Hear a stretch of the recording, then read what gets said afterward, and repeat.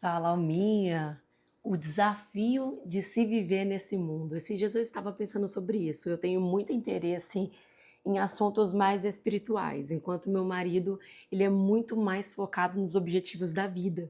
E aí ele me fez essa pergunta: de que serve ficar tão focada nesse tipo de assunto? E aí eu estava falando para ele que, na verdade, por muito tempo a gente foi muito materialista, que é no sentido da gente perceber só o nosso entorno, né? As coisas palpáveis, a vida prática.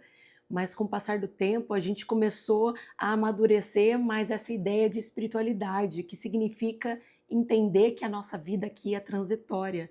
Então a gente deve viver bem, né? Exercitar as nossas virtudes para que elas melhorem, para que a gente entenda quais são as nossas inclinações negativas, principalmente, e que a gente consiga decidir por não exercitar elas, para não reforçar esse lado negativo e a gente então conseguir se melhorar a cada dia que passa. Porque quando a gente se melhora, não é somente uma questão pessoal, mas é a influência que a gente consegue exercitar na nossa vida como um todo.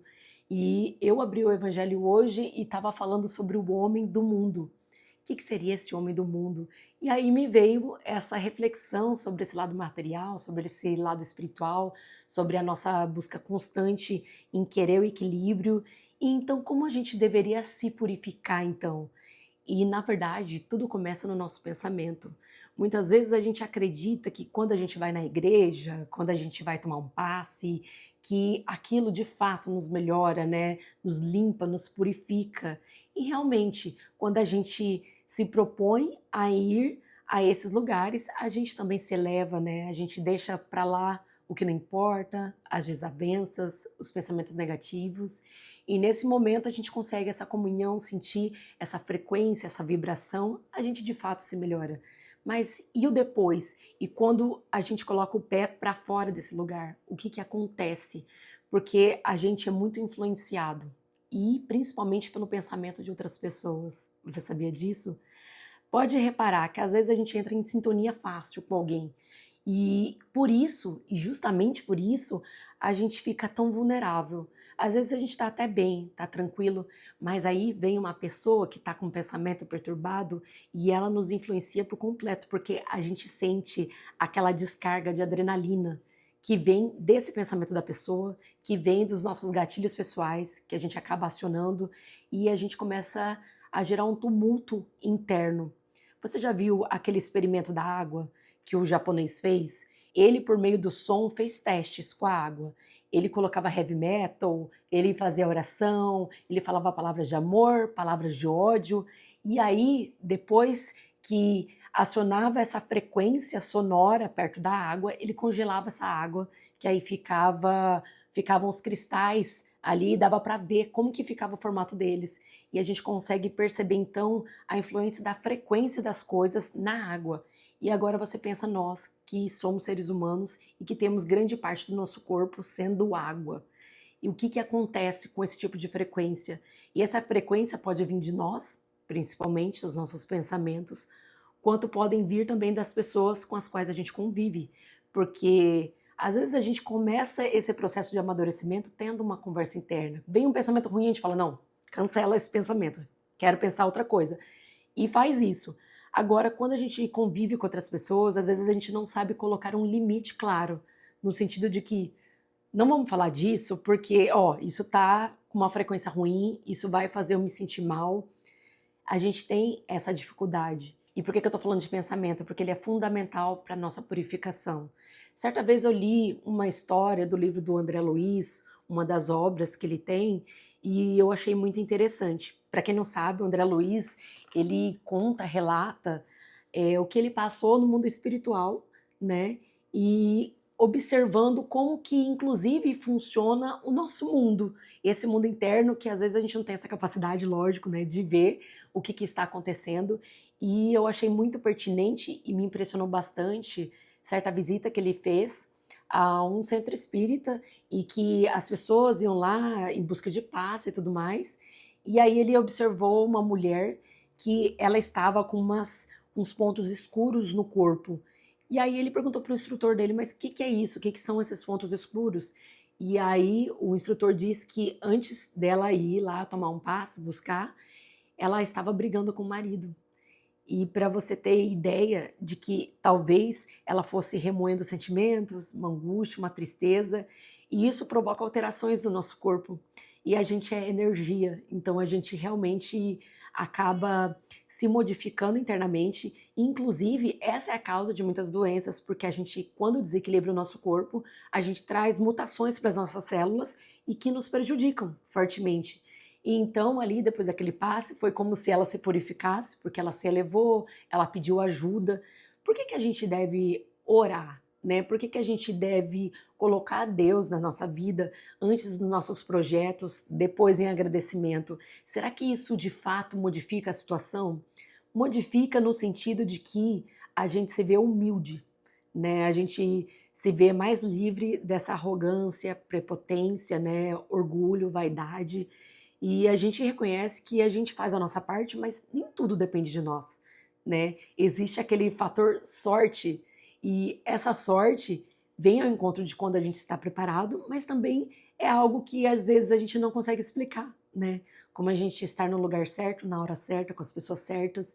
E isso faz muito sentido quando a gente se vê nesse lugar muito mais humano, né? Não com essa prepotência, enxergando que a gente vai dar os nossos passos, né, convictos de que aquilo pode dar certo sim, mas que existe um fator maior e que justamente as coisas acontecem quando devem acontecer. Quantas vezes a gente já se viu livre de algumas situações que a gente pensava que seria boa, né, que seriam boas as situações, mas na verdade foram livramentos para nossa vida. Então essa é aquela confiança que a gente tem em algo que é incerto ainda. E para falar de purificação, para falar de pensamento, eu preciso falar da nossa responsabilidade em viver em sociedade, em realmente praticar a caridade, que não é só para o outro, né? Principalmente para conosco. Hoje em dia a gente vê muitas pessoas que falam assim: ah, eu prefiro viver sozinha, para que aqui eu vou me incomodar com outra pessoa? Só que isso também é uma forma de não progredir, porque quando eu me preocupo só comigo, que mérito eu vou ter me abstendo de algum comportamento quanto ao que eu estou fazendo, quanto ao que eu estou pensando, impactando outra pessoa? Mérito nenhum, porque se eu não convivo com ninguém, logo eu estou sendo egoísta. E eu sei que em alguns momentos a gente precisa, lógico, se preservar, ainda mais quando são situações destrutivas, porque a gente não é mártir nenhum, né, nenhum herói, para que a gente se coloque em situações em que a gente vai ficar abalado emocionalmente, inclusive prejudicando a nossa saúde. Mas não é esse caso que eu tô falando. É naquele caso em que a gente se isola do mundo, porque a gente acha que assim é mais fácil viver. E de fato é mais fácil viver assim. Mas o que a gente precisa cuidar é com a nossa rotina de purificação, que começa lá no nosso dia, quando a gente abre os olhos e tem a oportunidade de agradecer por esse dia que está começando. A gente não sabe como vai ser ainda, mas a gente tem consciência de que a gente está numa oportunidade, né, de fazer um dia bom, um dia agradável para as pessoas com quem a gente está convivendo. Então, que a gente não perca de foco esse tipo de pensamento que é construtivo. E observe quando a gente se envolve em pensamentos que não agregam, porque isso é muito fácil acontecer. Às vezes a gente fica entediada e a gente se envolve com conversas que não nos levam a lugar nenhum. Ontem eu participei de um estudo e estava falando justamente sobre os vícios. Tem gente que tem vício na bebida, no cigarro, e tem gente que tem vício na fofoca, em falar realmente coisas que não agregam. E por quê? Porque isso faz parte do mundo. Às vezes a gente fica sem assunto, vou falar de tal coisa, vou falar disso.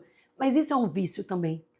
E quando a gente percebe o poder que a gente tem na manifestação das nossas palavras, que já são, as palavras são o segundo passo depois do pensamento, né? Primeiro vem o pensamento, depois vem as palavras, e às vezes a gente fica naquilo de, eu vou me enturmar, e a gente alimenta um vício que não é legal, que aí vai deixando a gente com essas manchas pretas. Aonde o nosso pensamento está, é onde a nossa energia está.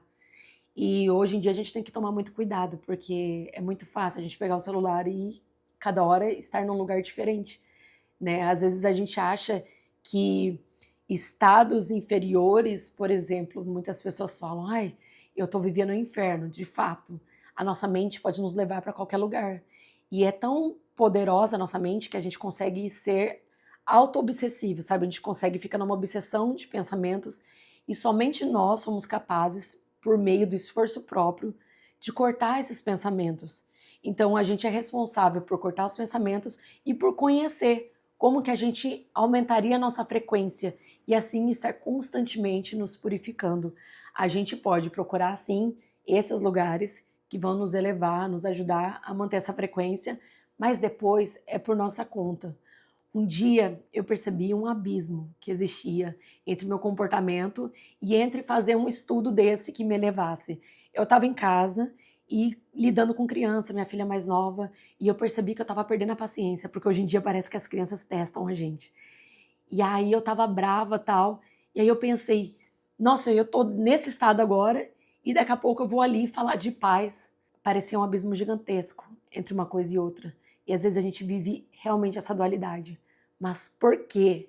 O que eu vou ensinar com o meu exemplo? Então, foi como se eu quebrasse a cara e pensasse, não, eu preciso mudar minha atitude.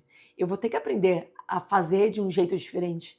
Talvez eu não precise falar, não precise chegar a esse ponto de perder a paciência. Talvez eu tenha que me aproximar para então fazer. E aí eu fiquei pensando sobre como que na prática a gente exerce essa purificação. E eu já falei aqui, né? A gente eleva o pensamento, corta os pensamentos negativos, aumenta a frequência, pode ser com música, pode ser com livros. E tem uma coisa que eu aprendi quando eu fiz especialização em terapia, que é a gente começar a aprender a esperar para fazer perguntas.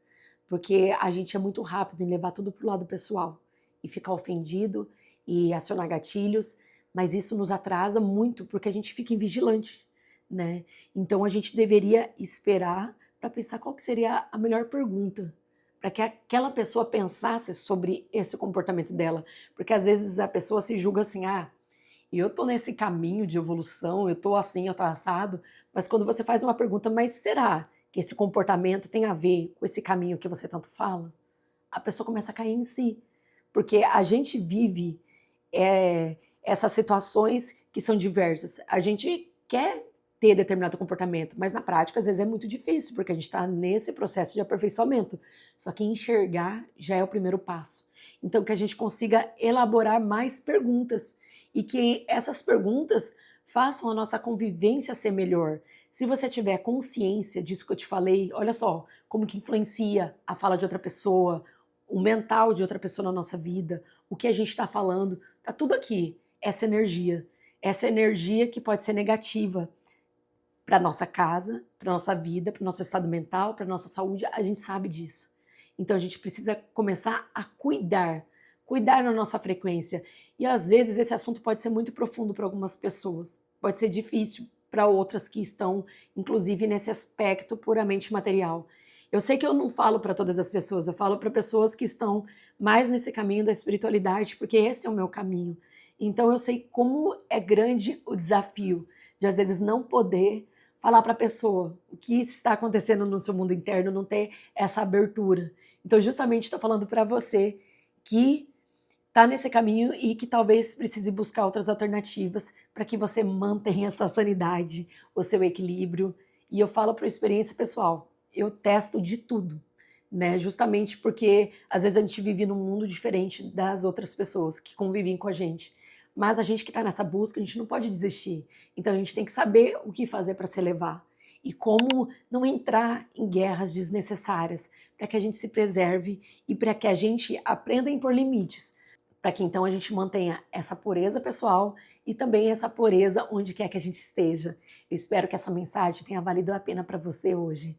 Até o próximo vídeo.